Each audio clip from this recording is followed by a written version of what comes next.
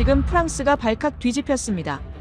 150억 달러 폴란드 계약이 한국에 넘어가며 역대 최악의 패배를 당했습니다.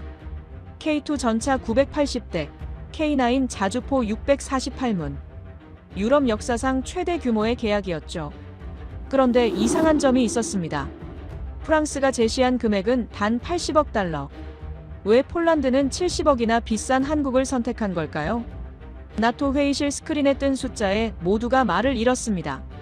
납기 18개월 대 36개월. 프랑스가 3년이 걸릴 동안 한국은 이미 전차를 배치 완료한다는 뜻이었습니다. 하지만 유럽 방산 전문가가 밝힌 충격적인 사실은 따로 있었습니다. 과연 한국이 유럽을 뒤집은 진짜 무기는 무엇일까요? 지금부터 그 충격적인 전말을 공개합니다. 시작하기 전 구독과 좋아요, 그리고 대한민국 화이팅 댓글로 한국을 응원해주세요. 폴란드가 배신했습니다. 150억 달러를 들고 한국으로 갔어요. K2 전차 980대, K9 자주포 648문, FA50 전투기 48대. 유럽 역사상 단일 국가 최대 규모의 무기 도입이었죠. 그런데 그 돈이 프랑스도, 독일도, 영국도 아닌 극동의 작은 나라로 흘러갔습니다. 저는 장 리크 베르나르. 프랑스 국방조달청에서 30년간 무기를 팔아온 사람이에요. 웬만한 충격엔 익숙하다고 자부했죠. 그런 제가 그날 숨을 쉴 수가 없었습니다. 2024년 10월의 어느 아침이었어요. 파리 국방부 본관 7층 대회의실로 긴급 소집 명령이 떨어졌습니다. 엘리베이터 문이 열리자마자 복도에서부터 고함 소리가 들려왔어요. 르몽트레 장군의 목소리였죠. 30년 군 생활 동안 수많은 전장을 누빈 분이에요. 그분이 저렇게 소리를 지르는 건 처음이었습니다. 회의실 문을 열자 싸늘한 공기가 밀려왔어요. 테이블 위에는 에스프레소 잔들이 줄지어 놓여 있었는데 아무도 손을 대지 않고 있었죠. 장군이 책상을 내리칠 때마다 잔들이 덜그럭거렸습니다. 갈색 액체가 흔들리는 게 마치 지진이 난 것 같았어요. 르몽트레 장군이 저를 보자마자 서류 뭉치를 집어 던졌습니다. 베르나르, 이게 뭔가? 폴란드가 우리한테 한 짓이 뭔지 알고 있나? 장군의 얼굴은 불그락푸르락했어요. 군복깃에 달린 훈장들이 분노에 맞춰 흔들리고 있었죠. 저는 바닥에 흩어진 서류를 주었습니다. 계약서 사본이었어요. 한국방위사업청과 폴란드 국방부 사이에 체결된 문서였죠. 숫자들이 눈에 들어왔습니다. K2 전차 980대에 K9 자주포 648문. 여기에 FA50 경공격기 48대까지. 총액이 150억 달러를 넘었어요. 한화로 치면 20조 원이 훌쩍 넘는 금액이었습니다. 이게 말이 되는 겁니까? 장군이 다시 책상을 내리쳤어요. 80억 달러면 르클레르를 살 수 있어. 프랑스가 자랑하는 세계 최고의 전차를 말이야. 그런데 왜 150억을 주고 한국산 고철을 사는 거지? 저는 대답할 수가 없었습니다. 솔직히 저도 이해가 안 됐으니까요. 프랑스 무기는 예술품이에요. 르클레르 전차의 유려한 곡선, 라팔 전투기의 완벽한 공기역학. 우리는 무기를 만드는 게 아니라 작품을 빚는다고 자부해왔습니다. 그런데 폴란드가 그 작품 대신 한국의 양산형 전차를 선택했다니요. 회의실 구석에서 마티웨가 코웃음을 쳤습니다. 수석 엔지니어인 그는 평소에도 한국을 깔보는 걸로 유명했어요. 장군님, 너무 화내지 마십시오. 한국 무기가 뭡니까? 그냥 싸구려 공장에서 찍어낸 복제품이에요. 폴란드가 뇌물을 받았거나 아니면 정신이 나간 겁니다. 르몽트레 장군이 고개를 끄덕였어요.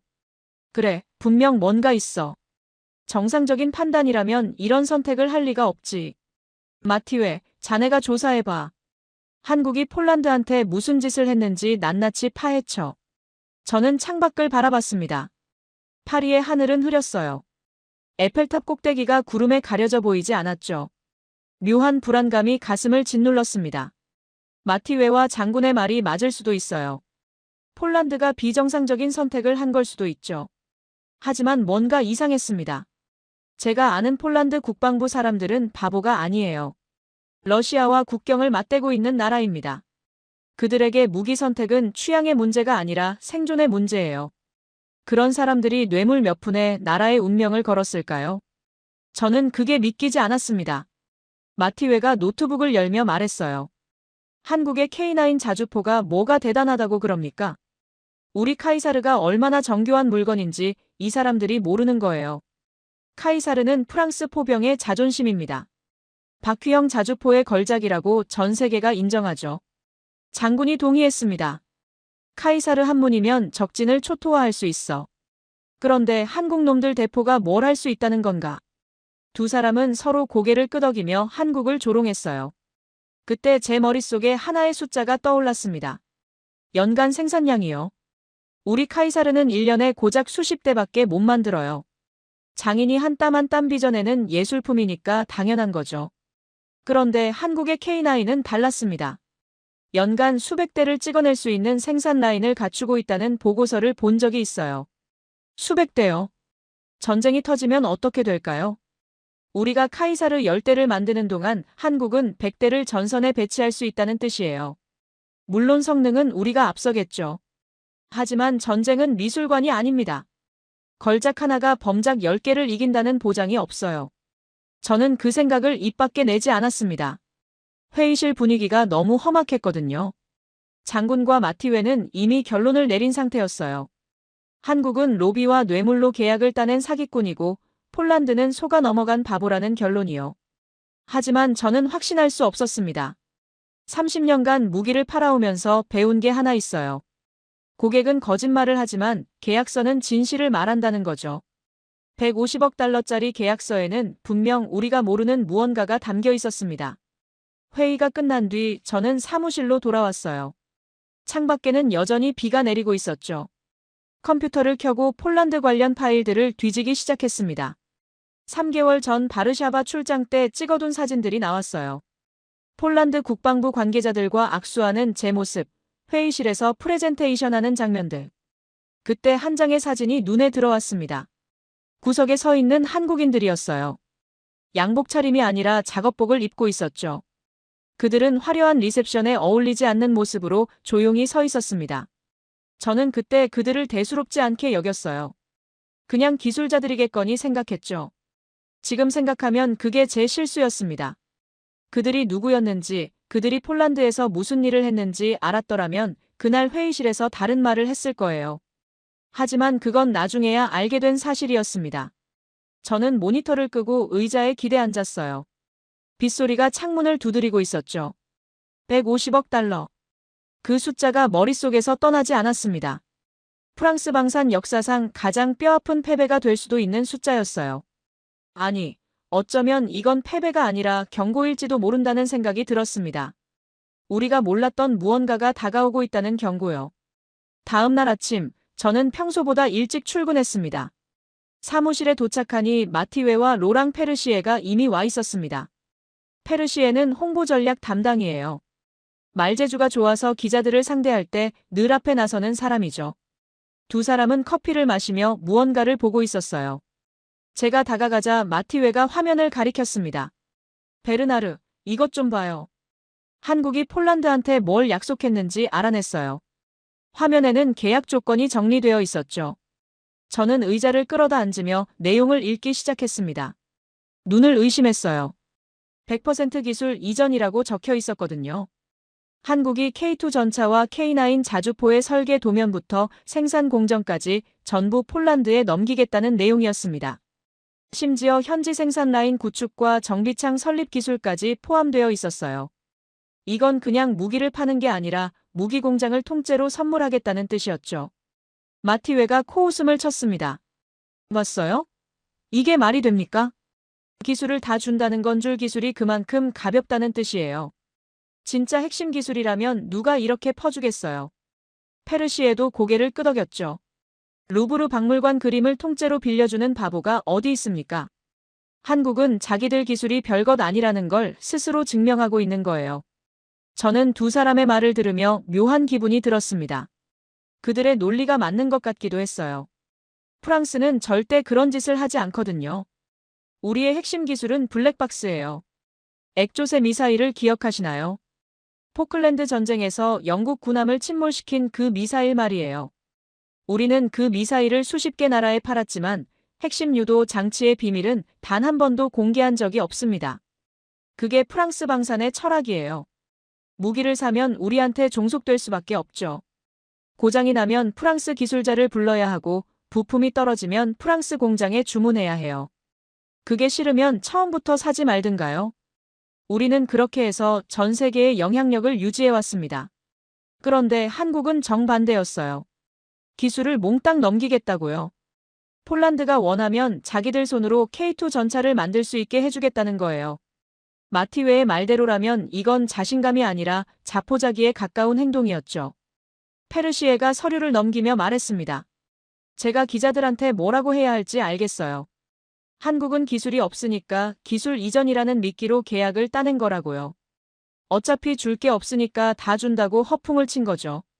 폴란드가 나중에 뚜껑을 열어보면 빈 깡통이라는 걸 알게 될 겁니다. 마티웨가 웃으며 맞장구 쳤어요. 맞아요. 한국 무기가 뭡니까? 그냥 미국이랑 독일 기술 베껴서 만든 카피캣이에요. 원본도 아닌 복사본을 누가 비싼 값에 사겠어요. 폴란드는 분명 뒷돈을 받았을 거예요. 안 그러면 설명이 안 됩니다. 저는 커피잔을 들어 한 모금 마셨습니다. 쓴맛이 혀끝에 남았어요. 두 사람의 말이 논리적으로 들리긴 했습니다. 하지만 뭔가 찜찜한 구석이 있었어요. 30년간 이 바닥에서 일하면서 배운 게 있거든요. 너무 깔끔한 설명은 대부분 틀렸다는 거죠. 제가 조심스럽게 입을 열었습니다. 그런데 말이에요. 폴란드가 그렇게 바보일까요? 그 사람들도 우리만큼 무기를 잘 알아요. 러시아 코앞에서 수십 년을 버텨온 나라잖아요. 그런 사람들이 빈 깡통에 150억 달러를 걸었을까요? 마티웨가 어깨를 으쓱했어요. 베르나르 씨는 너무 순진해요. 국방 계약이 항상 합리적으로 이루어지는 것 같습니까? 정치가 개입하고 로비가 오가고 그러는 거죠. 한국이 얼마를 뿌렸는지 모르지만 분명 우리보다 더러운 방법을 썼을 겁니다. 페르시에도 거들었죠. 어차피 결과는 뻔해요. 2, 3년 지나면 폴란드가 후회하게 될 거예요. 한국산 전차가 고장나고 부품이 없어서 창고에 처박히는 꼴을 보게 될 겁니다. 그때 가서 우리한테 울면서 돌아오겠죠. 두 사람은 그렇게 결론을 내렸습니다. 한국은 사기꾼이고 폴란드는 바보라는 결론이요. 저는 더 이상 반박하지 않았어요. 분위기가 그랬거든요. 르몽틀의 장군부터 말단 직원까지 모두가 같은 생각을 하고 있었습니다. 한국을 깔보고 폴란드를 비웃는 분위기가 사무실 전체에 퍼져 있었죠. 하지만 저는 혼자 다른 생각을 하고 있었습니다. 기술 이전이라는 게 정말 그렇게 단순한 문제일까요? 우리 프랑스가 기술을 안 주는 건 자신이 있어서가 아니에요. 무서워서 그러는 거죠. 기술을 주면 고객이 우리를 떠날까봐 두려운 거예요. 반대로 한국이 기술을 주는 건 자신이 없어서가 아닐 수도 있잖아요. 그만큼 자신이 있으니까 줄 수 있는 건지도 모르죠. 저는 책상 위에 놓인 계약서 사본을 다시 펼쳤습니다. 100% 기술 이전, 현지 생산 라인 구축, 정비창 설립 지원. 이 조건들이 눈에 들어왔어요. 만약 이게 진짜라면, 만약 한국이 정말로 이 약속을 지킨다면요. 폴란드는 단순히 무기를 사는 게 아니라 무기를 만드는 능력을 사는 셈이었습니다. 그건 완전히 다른 차원의 거래예요. 우리가 물고기를 팔 때 한국은 낚싯대를 주겠다는 거잖습니까? 폴란드 입장에서 뭐가 더 매력적일까요? 프랑스한테 평생 종속되는 것과 한국한테서 기술을 받아 독립하는 것 중에서 말이죠. 물론 마티웨 말대로 그 기술이 빈 깡통일 수도 있어요. 하지만 확인도 안 해보고 단정 짓는 건 위험한 일이었습니다. 저는 조용히 컴퓨터를 켜고 한국 방산에 대한 자료를 검색하기 시작했어요. K2 흑표 전차, K9 자주포, FA50 경공격기. 이름은 들어봤지만 자세히 알아본 적은 없었거든요. 솔직히 관심이 없었어요. 한국은 그냥 가성비 좋은 부품이나 만드는 나라라고 생각했으니까요. 하지만 이제는 달랐습니다. 150억 달러짜리 질문에 답을 찾아야 했어요. 자료를 읽으면서 저는 점점 불안해졌습니다. 한국의 무기들이 생각보다 훨씬 정교했거든요. K2 전차의 능동 방어 체계, 유압식 현수 장치, 자동 장전 장치. 이건 단순한 복제품이 아니었어요. 독자적인 기술이 들어가 있었죠. K9 자주포의 사격 속도와 정확도도 놀라웠습니다.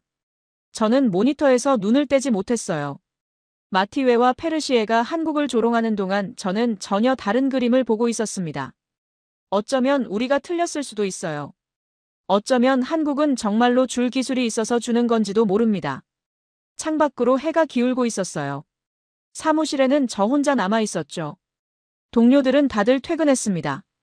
한국은 사기꾼이라는 확신을 안고서요. 하지만 저는 확신할 수 없었어요. 오히려 의문만 더 깊어졌습니다. 그날 밤 저는 오래된 명함첩을 뒤졌습니다.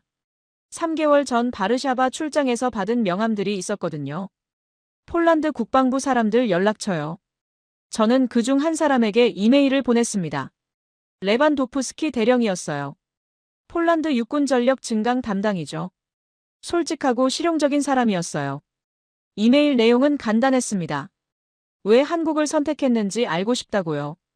프랑스 사람으로서가 아니라 한 명의 분석가로서 궁금하다고 썼어요. 답장이 올지는 몰랐습니다. 하지만 보내지 않으면 영원히 모를 것 같았어요. 전송 버튼을 누르고 나서 저는 한참 동안 화면을 바라봤습니다. 파리의 밤은 고요했어요. 하지만 제 머릿속은 시끄러웠죠. 한국이라는 나라가 점점 더 커 보였습니다. 그리고 그게 두려웠어요. 이틀 뒤 레반도프스키 대령에게서 답장이 왔습니다. 예상보다 빨랐어요. 그는 제 질문에 직접 대답하는 대신 한 가지 제안을 했습니다. 다음 주에 바르샤바에서 열리는 나토 실무회의에 참석할 예정인데 거기서 만나자고요. 얼굴을 보고 이야기하는 게 낫겠다면서요. 저는 곧바로 출장 신청서를 냈습니다. 르몽트레 장군은 의아해했어요. 폴란드에 왜 또 가려는 건가? 이미 계약은 끝난 거 아닌가? 저는 적당히 둘러댔죠. 현지 분위기를 파악하고 향후 대응 전략을 세우려면 직접 가봐야 할 것 같다고요. 장군은 고개를 끄덕이며 허락했습니다. 바르샤바에 도착한 건 11월 초였어요. 파리보다 훨씬 추웠습니다. 공항에서 택시를 타고 시내로 들어가는데 차창 밖으로 회색빛 건물들이 스쳐 지나갔어요. 폴란드는 아름다운 나라지만 어딘가 무거운 분위기가 있습니다. 역사의 상처가 도시 곳곳에 배어있는 느낌이죠. 러시아와 국경을 맞대고 있다는 사실이 이 나라 사람들의 표정에도 드러나는 것 같았어요. 회의장은 구시가지 근처의 호텔이었습니다. 로비에서 레반도프스키 대령을 만났어요. 그는 예전보다 수염이 더 길어져 있었고 눈 밑에는 그늘이 져 있었습니다. 우크라이나 전쟁이 터진 뒤로 잠을 제대로 못 잔다고 했어요. 국경 너머에서 포성이 들리는데 어떻게 편히 자겠습니까? 저녁 식사를 함께 하기로 했습니다. 대령이 데려간 곳은 관광객들이 모르는 작은 식당이었어요. 벽에는 낡은 사진들이 걸려 있었고 주인 할머니가 직접 요리를 해주셨죠. 피에로기를 먹으며 저는 본론을 꺼냈습니다. 대령님, 솔직하게 여쭤볼게요. 왜 한국을 선택하셨습니까? 프랑스 무기가 부족했던 건가요? 레반도프스키 대령은 포크를 내려놓고 저를 바라봤어요. 그의 눈빛은 차분했지만 깊은 곳에 뭔가가 있었습니다. 베르나르 씨, 질문을 바꿔드릴게요. 당신이 내일 당장 전쟁터에 나가야 한다면 뭐가 필요하겠습니까? 3년 뒤에 도착할 예술품이요? 아니면 당장 내 옆에서 싸워줄 동료요? 저는 대답하지 못했습니다. 대령이 말을 이었어요. 우리는 성능을 산 게 아닙니다. 생존을 산 거예요. 프랑스 무기가 훌륭하다는 건 압니다. 하지만 그게 우리 손에 들어오려면 몇 년을 기다려야 하죠. 한국은 달랐어요. 18개월 안에 전차를 넣어주겠다고 했습니다. 그리고 정말로 지켰어요. 저는 피에로기를 씹으며 생각에 잠겼습니다. 18개월이라는 숫자가 머릿속에서 맴돌았어요. 우리 르클레르 전차는 주문에서 납품까지 3년이 넘게 걸립니다. 그 사이에 전쟁이 터지면 어떻게 되는 걸까요? 폴란드 입장에서는 그게 가장 중요한 문제였던 거예요. 레반도프스키 대령이 와인잔을 들어올렸습니다. 그리고 제가 한국 사람들을 직접 보셨으면 좋겠어요. 말로 설명하는 것보다 훨씬 나을 겁니다. 3개월 전 일을 기억하시나요? 저는 고개를 끄덕였어요. 3개월 전 제가 바르샤바에 왔을 때였죠. 프랑스 방산 홍보 행사가 있었습니다. 저녁에는 성대한 리셉션 파티가 열렸어요. 샴페인이 넘쳐 흘렀고 프랑스 대사관에서 보낸 요리사가 정찬을 준비했죠. 우리 팀은 폴란드 고위 장성들을 초대해서 르클레르 전차의 우수성을 설파했습니다. 그런데 그날 밤 저는 파티장에서 잠깐 빠져나왔어요. 담배를 피우러 나간 건 아니었고 그냥 숨이 막혀서요.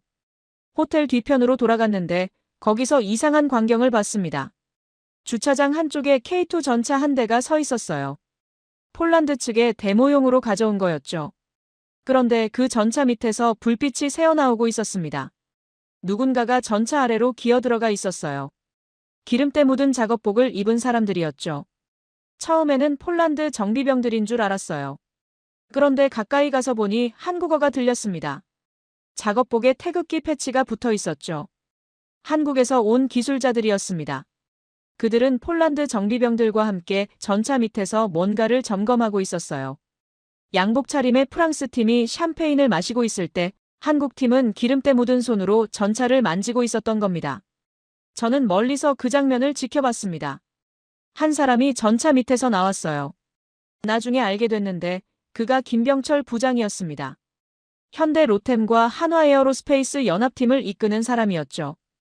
그는 투박한 인상이었어요. 말쑥한 양복 대신 기름 묻은 작업복을 입고 있었고 손등에는 검은 때가 끼어 있었습니다.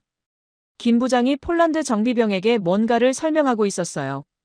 한국어와 영어가 섞인 말이었죠. 정비병은 열심히 고개를 끄덕이며 메모를 하고 있었습니다. 저는 궁금해서 조금 더 가까이 다가갔어요. 그때 김 부장이 저를 발견했습니다. 그는 경계하는 눈빛으로 저를 봤어요. 제가 프랑스 측 사람이라는 걸 알아본 것 같았죠. 하지만 곧 표정을 풀었습니다. 저를 적으로 보지 않기로 한 것 같았어요. 늦은 시간에 무슨 일이십니까? 김 부장이 물었습니다. 저는 솔직하게 대답했어요. 그냥 산책하다가 불빛이 보여서요. 무슨 작업을 하고 계신 겁니까? 김 부장은 잠시 망설이다가 대답했습니다. 내일 폴란드 장교들이 K2를 시험 운행할 예정입니다. 혹시 문제가 생기면 안 되니까요. 미리 점검하고 있는 겁니다. 저는 고개를 끄덕였어요. 그런데 지금이 밤 11시예요. 내일 해도 되지 않습니까? 김 부장의 표정이 진지해졌습니다. 내일은 늦습니다. 우리는 고객이 전차에 올라타기 전에 모든 걸 확인해야 해요. 만약 시동이 안 걸리거나 궤도에 이상이 있으면 어떻게 됩니까? 그건 단순한 고장이 아닙니다. 신뢰가 무너지는 거예요. 저는 그 말에 할 말을 잃었습니다. 프랑스 팀이 파티장에서 와인잔을 기울일 때 한국 팀은 이렇게 야간 작업을 하고 있었던 거예요. 이건 단순한 근면함이 아니었습니다. 집착에 가까운 책임감이었죠. 김 부장이 작업복 주머니에서 손수건을 꺼내 손을 닦으며 말했습니다. 베르나르 씨 맞죠? 명찰을 봤어요. 저는 고개를 끄덕였습니다. 김 부장이 말을 이었어요. 우리는 무기를 팔러 온 게 아닙니다. 여러분이 내일 당장 전쟁터에 나갈 수 있게 만들러 온 거예요. 폴란드 정비병들이 우리 없이도 K2를 정비할 수 있도록 가르치러 온 겁니다. 우리가 떠난 뒤에도 이 전차가 굴러가야 하니까요. 그 말이 가슴에 꽂혔습니다. 프랑스는 무기를 팔고 떠나요. 고장이 나면 다시 불러야 하죠. 하지만 한국은 고객이 스스로 고칠 수 있게 만들어주겠다는 거예요. 그게 100% 기술 이전의 진짜 의미였습니다. 저는 그날 밤 호텔방으로 돌아와서 한참을 생각했어요. 파티장의 불빛과 주차장의 작업 등이 대비되어 떠올랐죠. 어느 쪽이 진짜 군인들의 마음을 얻는 방법일까요? 샴페인과 정찬으로 장성들을 접대하는 것과 기름때 묻은 손으로 정비병들과 함께 일하는 것 중에서요. 레반도프스키 대령이 와인잔을 내려놓으며 말했습니다. 그날 밤 일을 저도 들었어요. 폴란드 정비병들 사이에서 소문이 퍼졌거든요. 한국 사람들은 새벽 2시까지 우리랑 같이 일했다고요. 자기들 전차인 것처럼 걱정해줬다고요. 대령의 목소리가 낮아졌습니다. 베르나르 씨, 우리는 내 나라처럼 걱정해주는 사람들이 필요한 겁니다. 한국은 그걸 보여줬어요. 프랑스는 보여주지 못했고요. 저는 아무 말도 하지 못했습니다. 대령의 말이 옳았거든요. 우리는 너무 오래 고객을 내려다봤어요. 프랑스 무기를 사면 영광인 줄 알라는 태도였죠. 하지만 한국은 달랐습니다. 그들은 고객의 눈높이에서 함께 기름때를 묻혔어요. 식당 창밖으로 바르샤바의 밤거리가 보였습니다. 오래된 가로등 아래로 사람들이 지나가고 있었죠. 저는 그날 밤 프랑스가 무엇을 잃었는지 조금 알 것 같았습니다. 바르샤바에서 돌아온 다음 날 저는 르몽트레 장군의 서재로 불려갔습니다. 장군이 저를 그곳으로 부른 건 처음이었죠. 뭔가 심상치 않다는 느낌이 들었습니다. 르몽트레 장군은 책상 앞에 앉아 있었어요. 제가 들어와도 고개를 들지 않았습니다. 손에 든 서류를 천천히 넘기고 있었죠. 문을 닫게. 장군의 목소리가 낮게 울렸습니다. 저는 뒤로 손을 뻗어 문을 닫았어요. 철컥 소리가 유난히 크게 들렸습니다. 자리에 앉게. 장군이 턱으로 의자를 가리켰어요. 저는 책상 앞에 놓인 낡은 가죽 의자에 앉았습니다. 장군이 그제야 고개를 들었어요. 그의 눈빛이 차가웠습니다. 마치 신문을 받는 기분이었죠. 바르샤바에서 뭐라고 왔나? 장군이 물었습니다. 저는 최대한 담담하게 대답했어요. 현지 분위기를 파악하고 왔습니다. 폴란드 측 관계자들과 이야기를 나눴고요. 장군의 눈이 가늘어졌습니다. 레반도프스키 대령을 만났다면서. 저는 놀랐어요. 어떻게 아셨습니까? 장군이 코웃음을 쳤죠. 내가 모를 것 같았나? 자네가 그 폴란드 군인한테 이메일을 보낸 것도 알고 있네. 왜 프랑스를 버렸냐고 물었다면서. 등골이 서늘해졌습니다. 장군이 제 이메일을 확인했다는 뜻이었어요. 저는 침을 삼키며 대답했습니다. 분석가로서 팩트를 확인하고 싶었습니다. 감정이 아니라 데이터가 필요했어요. 장군이 책상 위에 서류를 집어들었습니다. 자네가 보낸 이메일 사본이야. 출력해뒀지. 장군이 서류를 제 앞에 던졌어요. 종이가 펄럭이며 바닥에 흩어졌습니다. 저는 줍지 않았어요. 장군의 눈을 똑바로 바라봤죠. 장군이 자리에서 일어났습니다. 천천히 제 주위를 돌기 시작했어요. 마치 먹잇감을 관찰하는 포식자 같았죠. 베르나르, 자네 경력이 몇 년인가? 30년이지. 30년 동안 프랑스를 위해 일해왔어. 그런 자네가 지금 뭘 하고 있는 건가? 저는 대답했습니다. 진실을 찾고 있습니다, 장군님. 장군이 멈춰섰어요. 제 어깨 바로 뒤에서요. 그의 숨소리가 느껴질 정도였습니다. 진실이라. 장군의 목소리가 낮아졌어요. 자네가 말하는 진실이 뭔가? 한국이 대단하다는 거? 프랑스가 졌다는 거? 그게 자네가 찾은 진실인가? 저는 고개를 돌려 장군을 바라봤습니다. 장군님, 저는 그런 말을 한 적 없습니다. 다만 폴란드가 한국을 선택한 이유를 이해하고 싶었을 뿐이에요. 적을 알아야 이길 수 있지 않겠습니까? 장군이 제 앞으로 돌아왔습니다. 책상에 손을 짚고 저를 내려다봤어요. 적을 알아야 한다고. 좋은 말이야. 그런데 자네는 적을 알려는 건가? 아니면 적의 편을 들려는 건가? 저는 움찔했습니다. 장군님, 그건 너무 심한 말씀입니다. 저는 30년간 프랑스를 위해 일해왔어요. 제 충성심을 의심하시는 겁니까? 장군이 몸을 일으켰어요. 충성심. 좋아, 얘기해보지. 자네는 바르샤바에서 한국 사람들이 밤새 일하는 걸 봤다며. 감동받았다면서. 그게 충성심인가? 적의 근면함에 감탄하는 게. 저는 반박했습니다. 장군님, 사실을 있는 그대로 보고한 겁니다. 한국팀이 야간 작업을 한 건 사실이에요. 폴란드 정비병들과 함께 일한 것도 사실이고요. 제가 감동받았다고 하지 않았습니다. 다만 그들의 방식이 효과적이었다는 걸 인정한 거예요. 장군의 얼굴이 붉어졌습니다. 효과적이라고. 자네 지금 내 앞에서 한국을 칭찬하는 건가? 장군이 책상을 내리쳤어요. 둔탁한 소리가 서재에 울렸습니다. 베르나르, 똑똑히 들어. 장군이 저를 노려봤어요. 한국은 우리의 적이야. 지금 이 순간에도 유럽 시장을 빼앗아가고 있는 적이라고. 적의 방식이 효과적이라고 인정하는 건 패배를 인정하는 거야. 자네 그러고도 프랑스 군인인가? 저는 참지 못하고 말했습니다. 장군님, 현실을 직시해야 합니다. 우리가 눈을 감는다고 한국이 사라지는 게 아니에요. 폴란드가 한국을 선택한 데는 이유가 있었습니다. 그 이유를 분석해야 다음에 대응할 수 있지 않겠습니까? 장군이 서랍에서 오래된 서류 봉투를 꺼냈습니다. 제 앞에 던지며 말했어요. 열어봐. 저는 봉투를 열고 안에 든 서류를 펼쳤습니다. 기밀 해제된 문서들이었어요. 1960년대와 70년대 무기 수출 기록이었죠. 장군이 창가로 걸어가며 말했습니다. 1970년대에 우리는 몇몇 나라의 기술 이전을 시도했네. 미라주 전투기 생산 라인을 이스라엘에 넘긴 적도 있고 중동의 미사일 기술을 판 적도 있지. 결과가 어땠는지 아나? 저는 서류를 넘겼습니다. 이스라엘은 프랑스 기술로 자체 전투기를 개발했고 결국 우리 무기를 더 이상 사지 않게 됐다는 내용이 있었어요. 중동에 넘긴 미사일 기술은 나중에 프랑스 동맹국을 위협하는 데 쓰였다는 기록도요. 장군이 돌아서며 말했어요. 기술을 주는 건 칼을 넘겨주는 거야. 그 칼이 누구를 향할지는 아무도 몰라. 한국이 지금 미친 짓을 하고 있는 건 맞아. 하지만 그게 우리한테 좋은 소식인지는 모르겠군. 저는 고개를 들어 장군을 바라봤습니다. 무슨 말씀이신지요? 장군이 다시 제 앞으로 왔어요.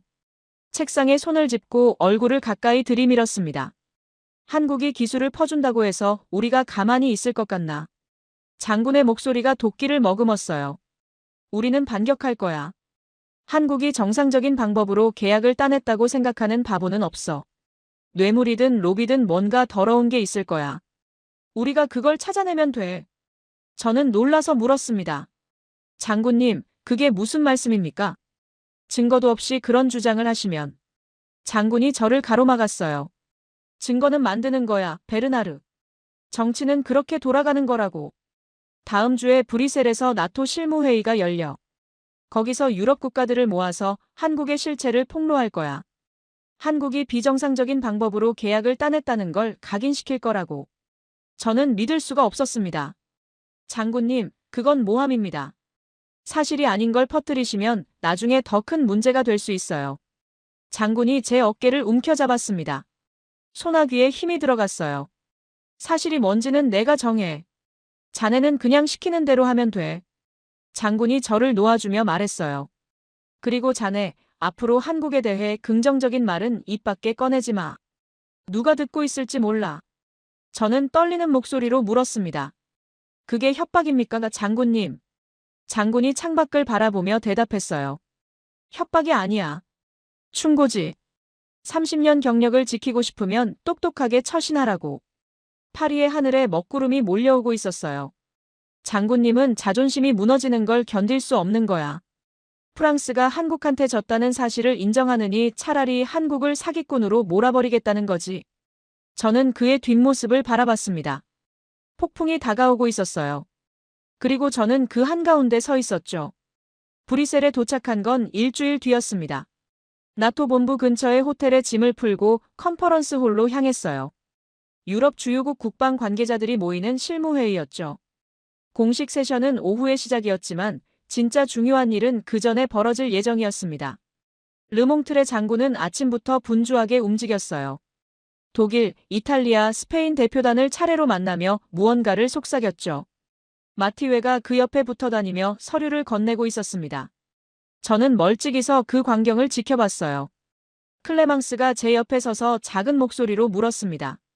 시작된 건가요? 저는 고개를 끄덕였죠. 점심 직후 공식 세션 사이의 휴식 시간이었습니다. 컨퍼런스 홀 옆에 있는 칵테일 라운지로 사람들이 모여들었어요. 샴페인 잔이 돌아다니고 가벼운 담소가 오갔죠. 하지만 라운지 한쪽 구석에서는 전혀 다른 분위기가 형성되고 있었습니다. 르몽트레 장군이 유럽 주요국 국방 관계자들을 구석으로 불러 모았어요. 독일 연방군의 슈미트 대령, 이탈리아 육군의 로시 준장, 스페인 국방부의 가르시아 국장. 유럽 방산의 핵심 인물들이었죠. 장군은 그들에게 샴페인을 권하며 목소리를 낮췄습니다. 저는 근처 기둥 뒤에 서서 그들의 대화를 들었어요. 마티웨가 먼저 입을 열었습니다. 여러분, 상식적으로 생각해 보십시오. 어떻게 한국이 우리보다 납기가 빠를 수 있겠습니까? 그건 완성된 제품이 아니에요. 재고로 쌓여있던 고철에 페인트만 다시 칠해서 보내는 겁니다. 폴란드가 뇌물을 받은 게 아니라면 설명이 안 되죠. 슈미트 대령이 고개를 갸웃했어요. 하지만 폴란드 측은 만족하고 있다던데요. 마티웨가 코웃음을 쳤습니다. 지금은 그렇겠죠. 새 차를 받으면 누구나 기분이 좋잖아요. 문제는 1, 2년 뒤에 터집니다. 고장이 나기 시작하면 그때 후회해도 늦어요. 르몽트레 장군이 거들었습니다. 한국의 K9 자주포가 뭡니까? 그냥 트랙터 위에 대포를 얹은 수준이에요. 우리 카이사르처럼 예술적인 기동성과 정밀함은 눈 씻고 찾아봐도 없죠. 그들은 무기를 파는 게 아닙니다. K-팝 같은 환상을 파는 거예요. 로시 준장이 샴페인을 홀짝이며 물었어요. 그래서 장군님 생각은 뭡니까? 우리가 어떻게 해야 한다는 거죠? 장군이 목소리를 더 낮췄습니다. 우리는 유럽의 자존심을 지켜야 합니다. 저런 카피캣들에게 우리 안방을 내줄 수는 없지 않습니까? 유럽 국가들이 연대해서 한국의 실체를 폭로해야 해요. 가르시아 국장이 눈살을 찌푸렸습니다. 실체라니 구체적으로 무슨 말씀입니까? 마티웨가 서류 봉투를 꺼내며 대답했어요. 저희가 조사한 바에 따르면 한국 업체들이 폴란드 관료들에게 상당한 액수의 리베이트를 제공했다는 정황이 있습니다. 물론 아직 확정된 건 아니지만 충분히 의심할 만하죠. 저는 기둥 뒤에서 주먹을 쥐었습니다. 그건 거짓말이었어요. 제가 바르샤바에서 직접 확인한 바로는 그런 증거가 전혀 없었거든요. 장군은 없는 증거를 만들어내고 있었습니다. 제가 서재에서 들은 대로요. 슈미트 대령이 서류를 받아들며 훑어봤어요. 정황 증거만 있군요. 이걸로 공식적인 문제 제기를 하기는 어렵지 않습니까? 장군이 고개를 저었습니다. 공식적인 문제 제기가 필요 없어요. 소문만으로 충분합니다.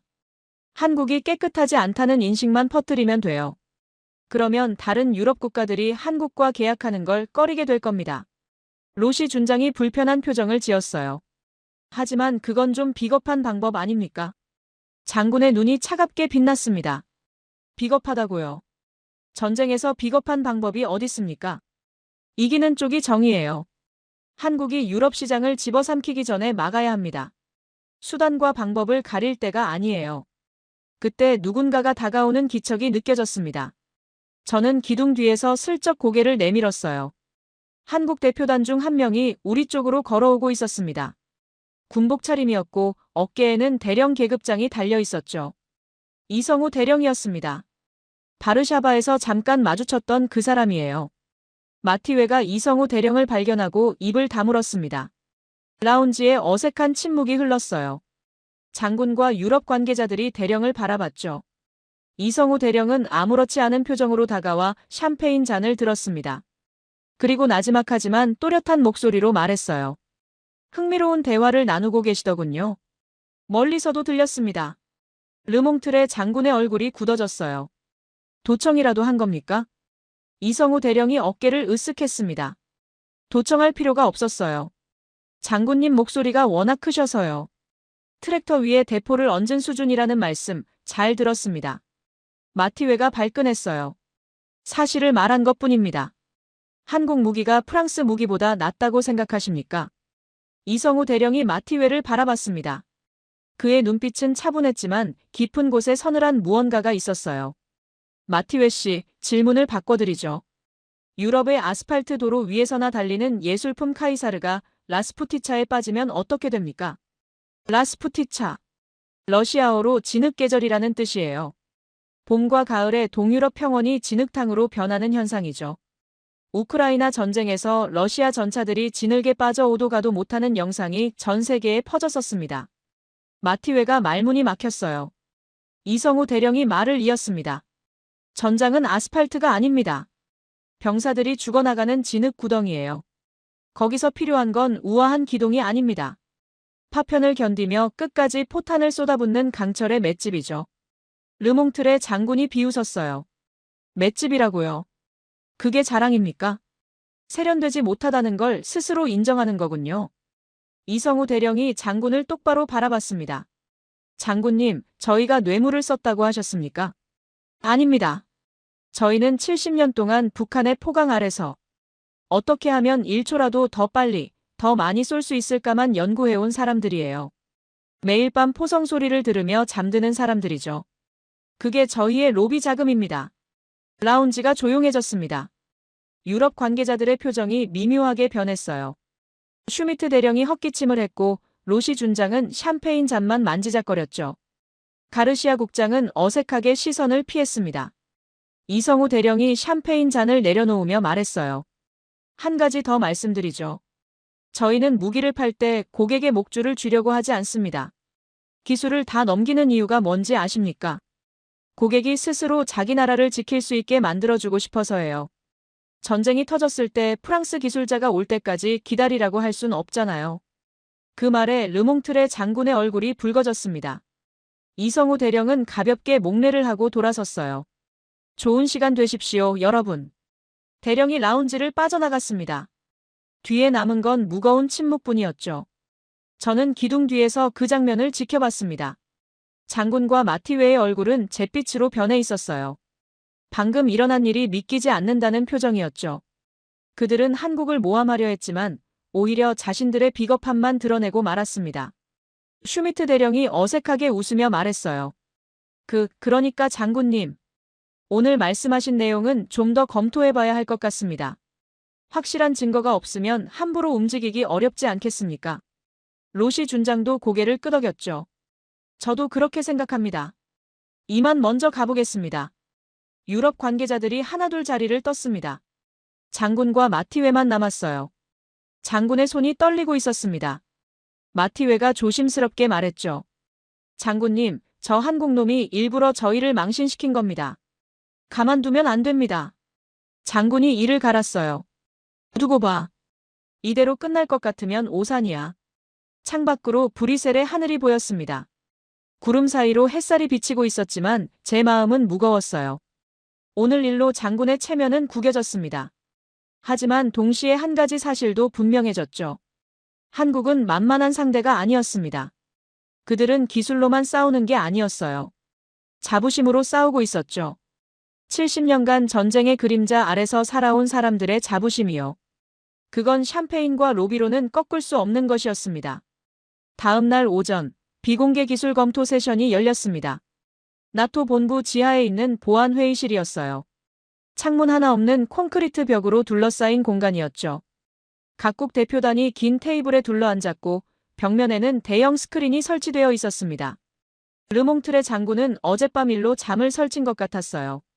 눈 밑에 그늘이 짙게 내려앉아 있었고 표정은 더 험악해져 있었죠. 하지만 그는 포기하지 않았습니다. 오히려 더 독해진 것 같았어요. 오늘은 기술로 승부하겠다고 마티웨에게 밤새 발표 자료를 준비시켰거든요. 세션이 시작되자 마티웨가 단상에 올랐습니다. 그의 손에는 레이저 포인터가 들려 있었어요. 스크린에 카이사르 자주포의 화려한 이미지가 떴습니다. 마티웨가 자신만만하게 말문을 열었죠. 존경하는 동맹국 여러분, 오늘 제가 보여드릴 것은 진정한 기술의 정수입니다. 프랑스 카이사르 자주포의 첨단 사격 통제 장치를 소개해드리겠습니다. 마티웨가 버튼을 누르자 화면에 복잡한 도표들이 나타났어요. 사격 통제 컴퓨터의 알고리즘, 자동 조준 시스템의 정밀도, 디지털 탄도 계산 장치. 화려한 숫자들이 스크린을 채웠습니다. 마티웨의 목소리에는 자부심이 가득했죠. 보시다시피 카이사르는 단순한 대포가 아닙니다. 움직이는 예술품이에요. 바퀴형 자주포의 기동성과 궤도형의 화력을 동시에 갖추고 있죠.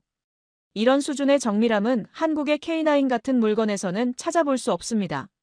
마티웨가 한국을 언급하자 회의실 분위기가 미묘해졌어요. 어젯밤 라운지에서 있었던 일을 다들 기억하고 있었거든요. 슈미트 대령이 불편한 표정을 지었고 로시 준장은 팔짱을 꼈습니다. 마티웨가 계속했어요. 한국 측에서도 오늘 발표가 있다고 들었습니다만 솔직히 비교 자체가 무의미하다고 봅니다. 카이사르와 K9은 체급이 다르거든요. 명품 시계와 조립식 시계를 비교하는 꼴이죠. 그때 회의실 문이 열렸습니다. 김병철 부장이 들어왔어요. 어제 라운지에서 본 이성우 대령과는 달리 그는 양복을 입고 있었지만 어딘가 투박한 느낌은 여전했습니다. 손에는 검은색 USB 하나만 들려 있었죠. 김 부장은 아무 말 없이 단상으로 걸어갔습니다. 마티웨가 당황해서 길을 비켜줬어요. 김 부장이 USB를 컴퓨터에 꽂았습니다. 스크린에 새로운 화면이 떴어요. 화려한 그래픽 같은 건 없었습니다. 그냥 커다란 숫자 2개뿐이었죠. 52%, 그리고 8%. 회의실이 조용해졌습니다. 김 부장이 처음으로 입을 열었어요. 그의 목소리는 낮았지만 또렷했습니다. K9 자주포의 세계 시장 점유율입니다. 52%. 옆에 있는 숫자는 카이사르의 점유율이에요. 8%. 로비로 시장의 절반을 먹을 수 있다고 생각하십니까? 이건 전 세계 10개국이 목숨을 걸고 선택한 실전 데이터의 합계입니다. 마티웨의 얼굴이 붉어졌어요. 그가 반박하려 했지만 김 부장이 손을 들어 막았습니다. 잠깐만요. 아직 안 끝났습니다. 김 부장이 버튼을 눌렀어요. 화면이 바뀌었습니다. 이번에는 숫자 2개가 나란히 떴죠. 18개월. 그리고 36개월. 김 부장이 설명했습니다.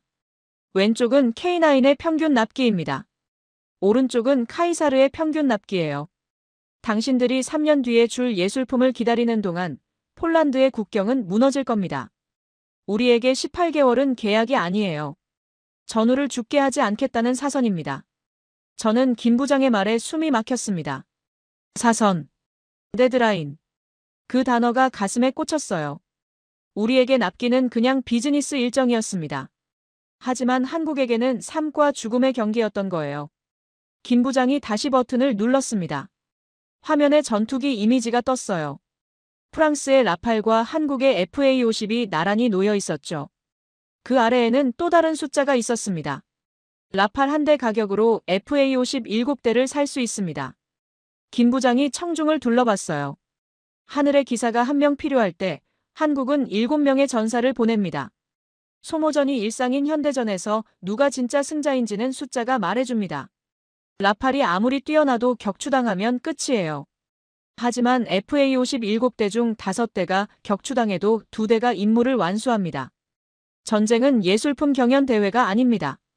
마티웨가 더 이상 참지 못하고 끼어들었어요. 그래봤자 정밀도가 문제 아닙니까?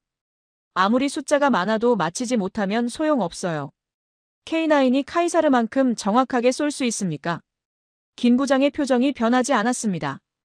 그가 천천히 고개를 끄덕이며 말했어요. 좋은 질문입니다. 보여드리죠.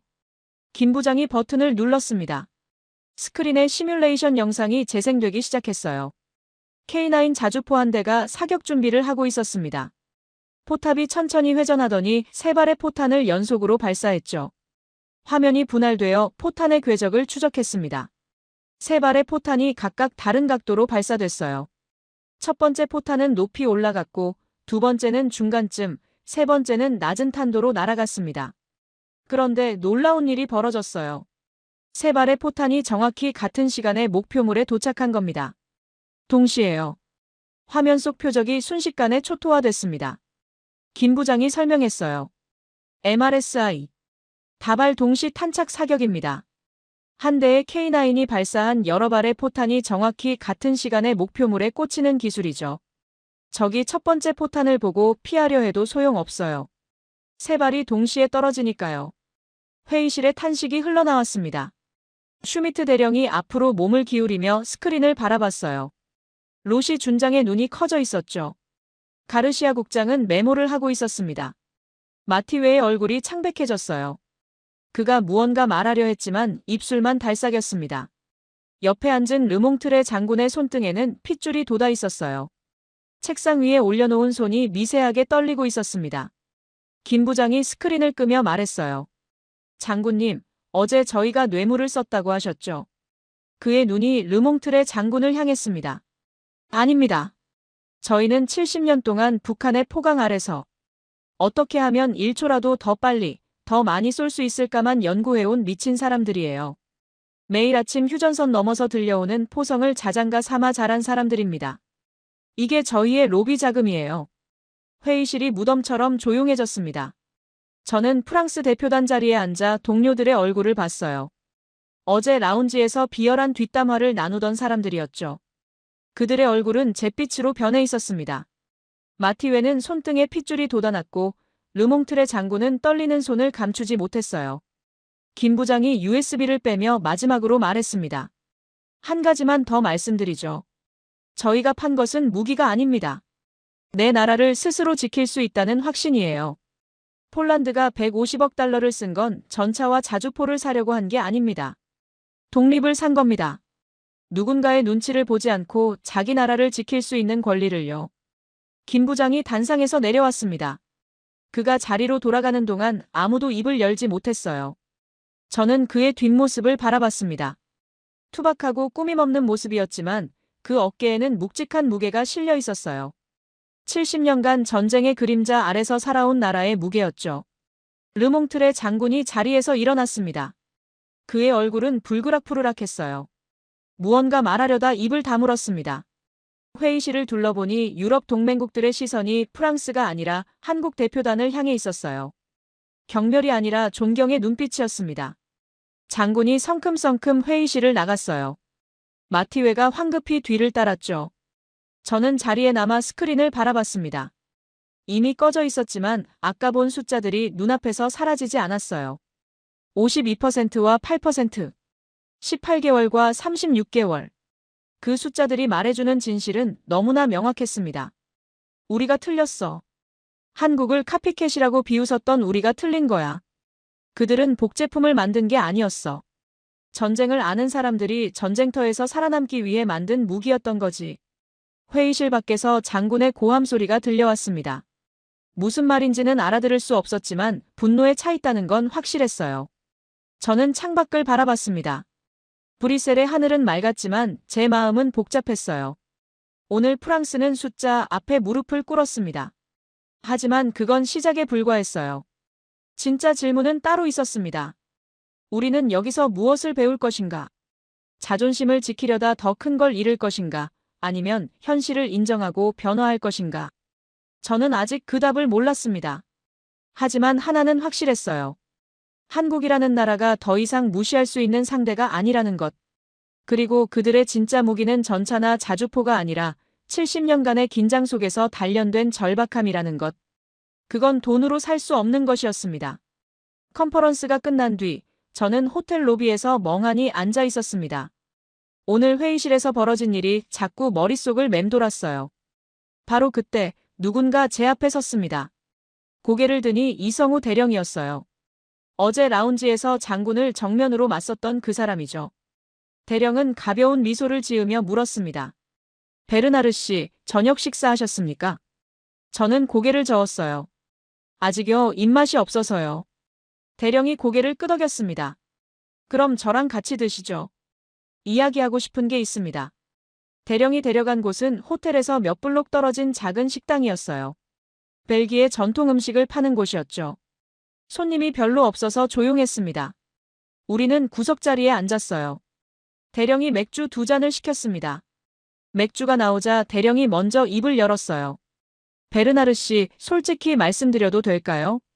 저는 고개를 끄덕였습니다. 대령이 말을 이었죠. 어제 라운지에서 장군님이 하신 말씀 들었습니다. 트랙터 위에 대포를 얹은 수준이라고 하셨죠. 솔직히 화가 나지 않았다면 거짓말이에요. 하지만 이해는 합니다. 프랑스 입장에서 한국이 갑자기 치고 올라오는 게 불편하실 수 있죠. 저는 대령의 눈을 바라봤습니다.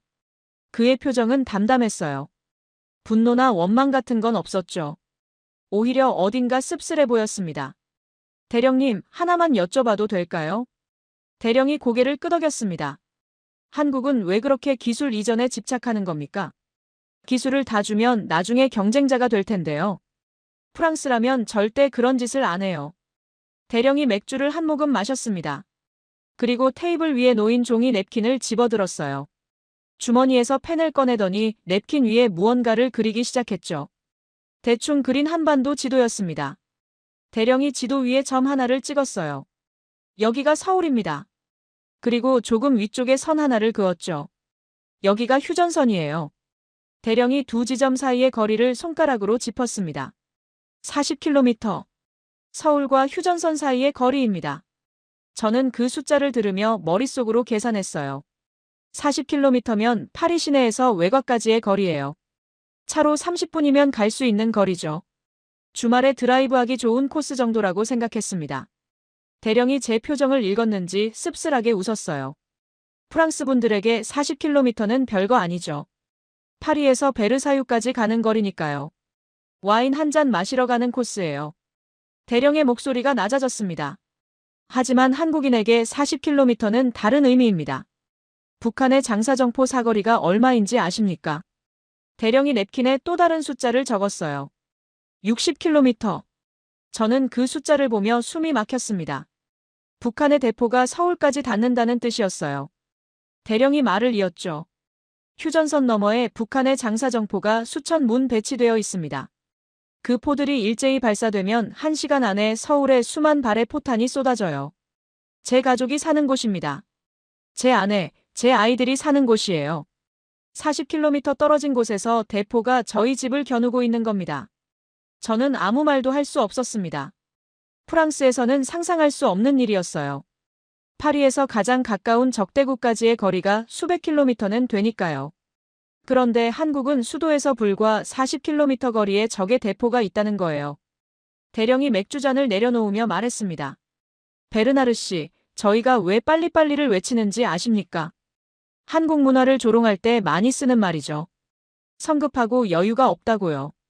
하지만 그건 오해입니다. 대령의 눈빛이 깊어졌어요. 저희에게 빨리빨리는 선택이 아니에요. 생존입니다. 전쟁이 터지면 준비할 시간이 없어요. 첫 번째 포탄이 떨어지기 전에 모든 게 가동되어 있어야 합니다.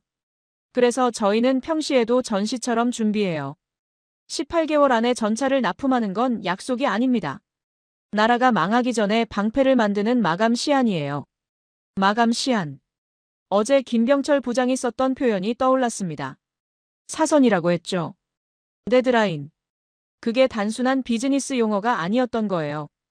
글자 그대로 죽음의 선이었습니다.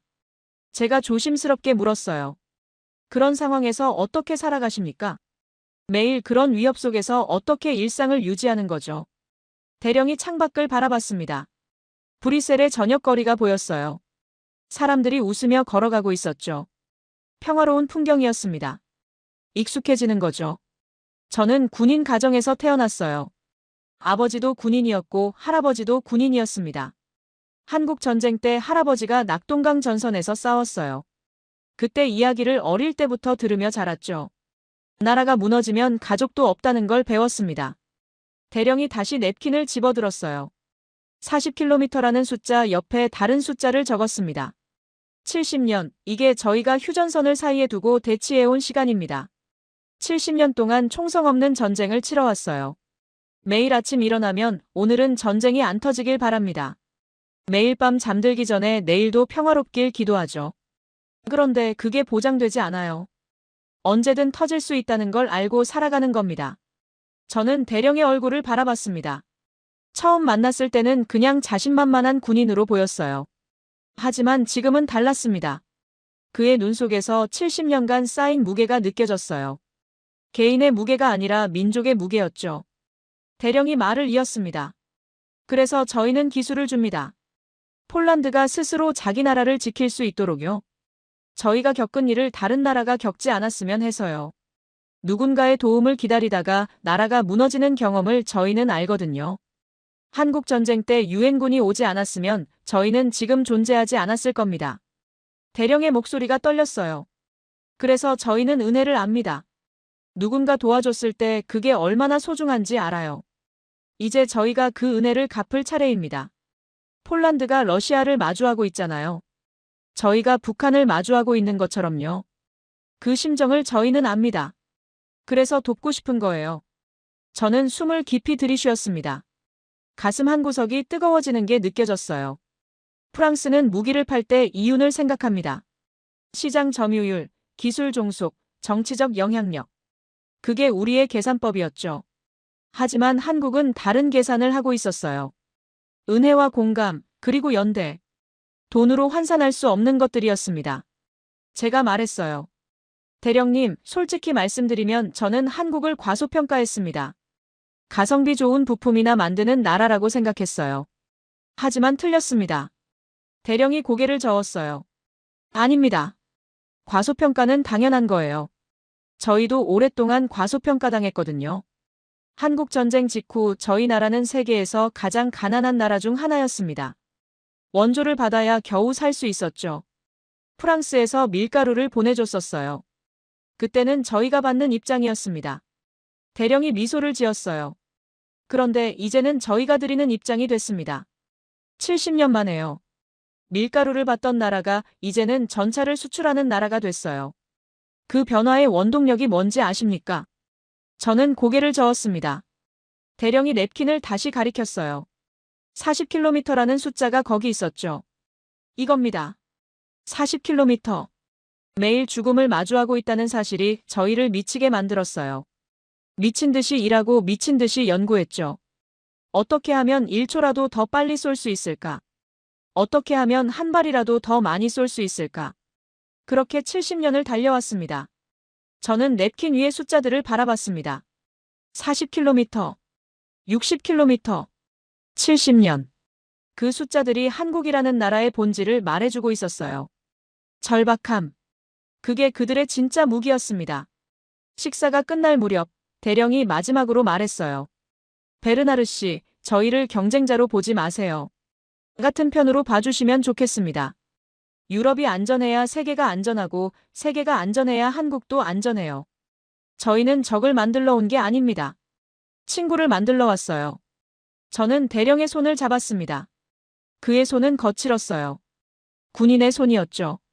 하지만 그 안에서 따뜻함이 느껴졌습니다. 브뤼셀에서 돌아온 뒤로 여러 달이 흘렀습니다. 계절이 2번 바뀌었어요. 그 사이에 많은 일이 있었죠. 르몽트레 장군은 조기 전역을 선택했습니다. 공식적인 이유는 건강 문제였지만 누구나 진짜 이유를 알고 있었어요. 브뤼셀에서의 참패가 그의 커리어에 치명타를 입힌 거였죠. 마티웨도 부서를 옮겼습니다. 더 이상 저와 눈을 마주치지 않더군요. 저는 새로운 프로젝트를 맡게 됐습니다. 프랑스 국방부와 한국방위사업청 간의 공동 연구 협력 실무를 담당하는 일이었어요. 아이러니하게도 제가 그 자리에 앉게 된 건 바르샤바와 브뤼셀에서의 경험 때문이었습니다. 한국을 아는 사람이 필요했고 저밖에 없었던 거죠. 2025년 봄, 저는 출장길에 올랐습니다. 목적지는 한국이었어요. 경상남도 창원에 있는 한화에어로스페이스 공장을 방문하기로 되어 있었죠. K9 자주포 생산 라인을 직접 보고 협력 방안을 논의하는 일정이었습니다. 인천공항에 내리자 김병철 부장이 마중을 나와 있었어요. 브뤼셀 회의실에서 숫자로 프랑스를 압도했던 그 사람이었죠. 하지만 지금은 적이 아니라 파트너로 만나는 거였습니다. 김 부장이 손을 내밀며 웃었어요. 베르나르 씨, 한국에 오신 걸 환영합니다. 저는 그 손을 잡았습니다. 브뤼셀에서 뵀던 것보다 훨씬 따뜻한 악수였어요. 창원까지는 KTX를 타고 갔습니다. 차창 밖으로 한국의 풍경이 스쳐 지나갔어요. 아파트 단지들, 산과 논, 작은 마을들. 평화로워 보였습니다. 하지만 저는 이제 알고 있었어요. 이 평화로운 풍경 북쪽 40km에 수천 문의 대포가 겨누고 있다는 걸요.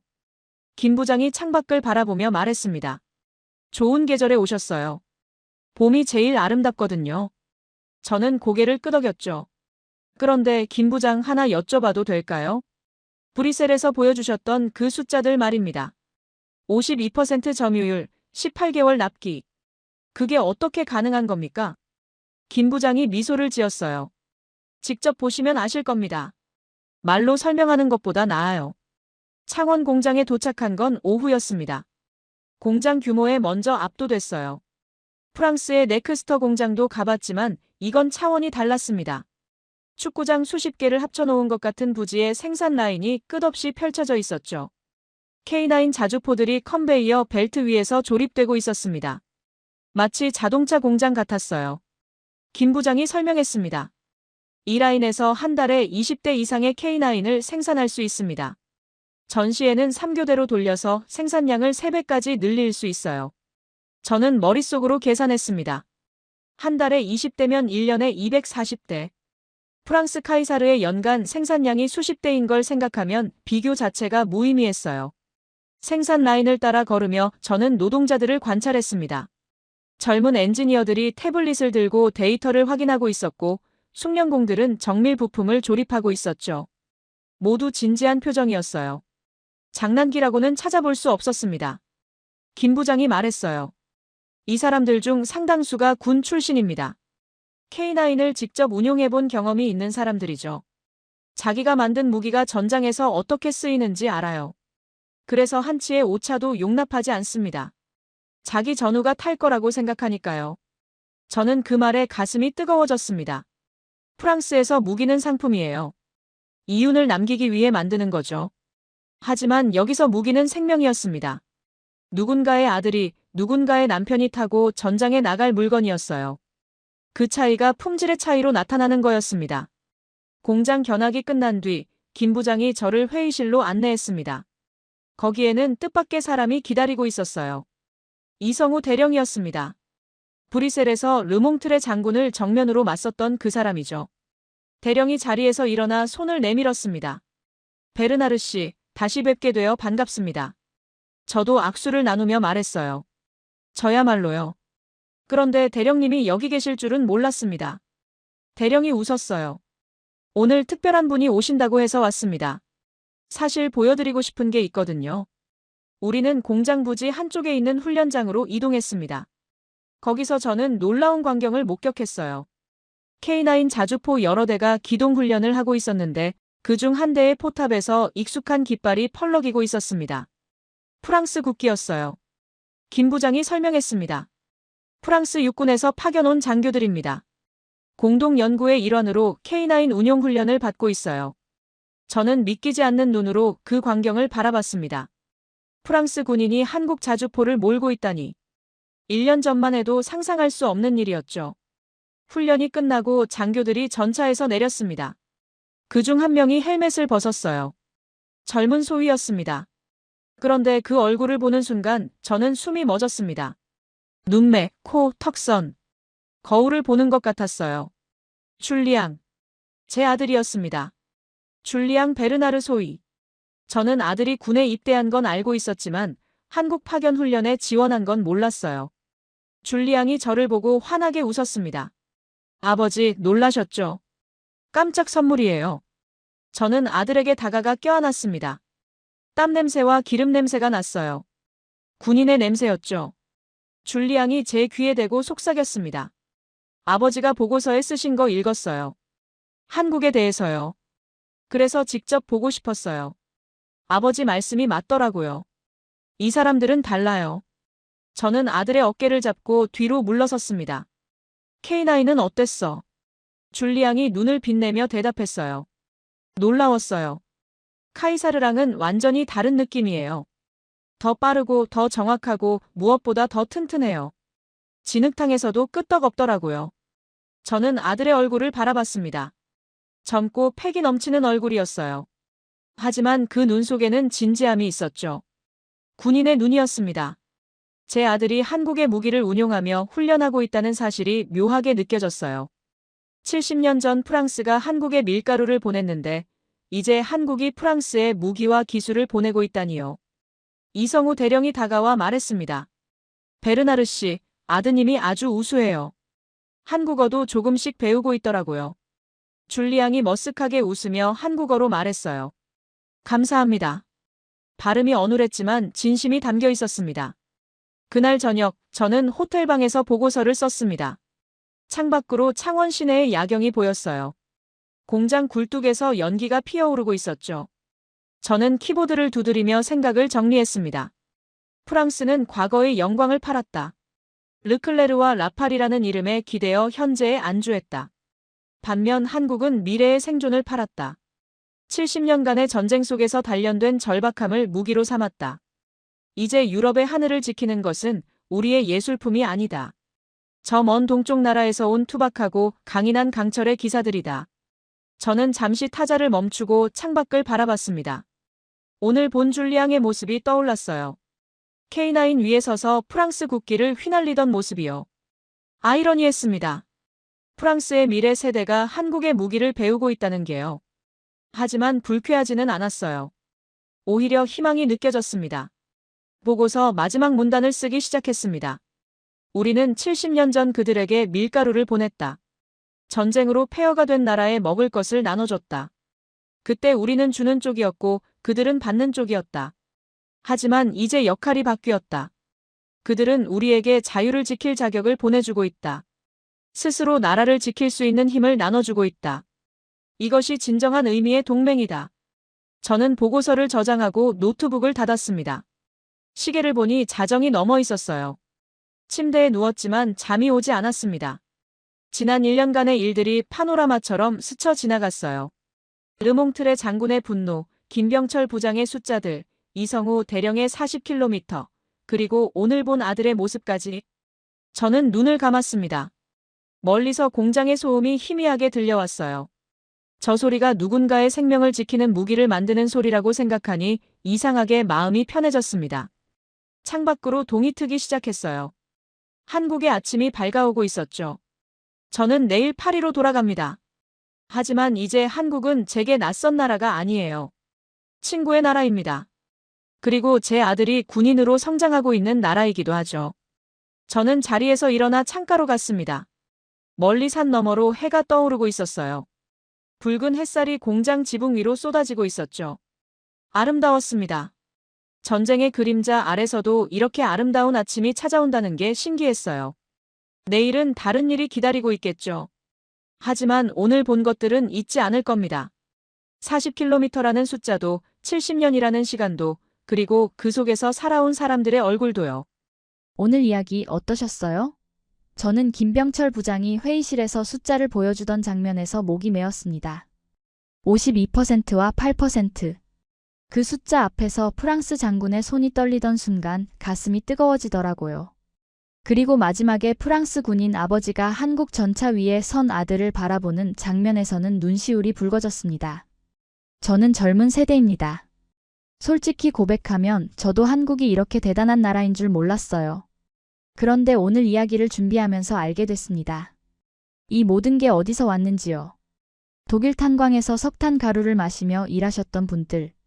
중동 사막에서 뜨거운 모래바람을 맞으며 땀 흘리셨던 분들. 구로공단 재봉틀 앞에서 밤새 허리 펴지 못하셨던 분들. 선생님들이 그렇게 피땀 흘려 읽어놓으셨기 때문에 오늘의 대한민국이 있는 겁니다. 혹시 스스로 늙었다고 생각하시나요? 한게 없다고 느끼시나요? 아닙니다.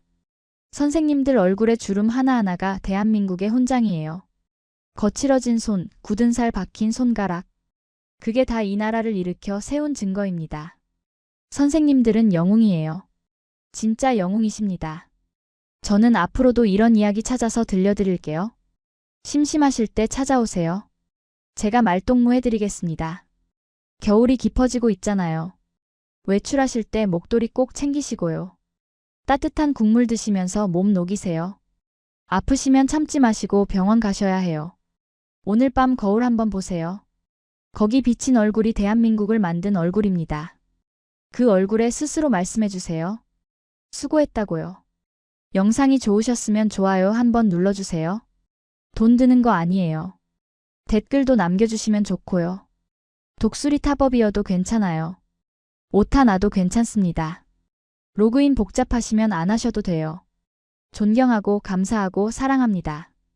지금까지 여러분의 영원한 말동무 감동방송TV였습니다.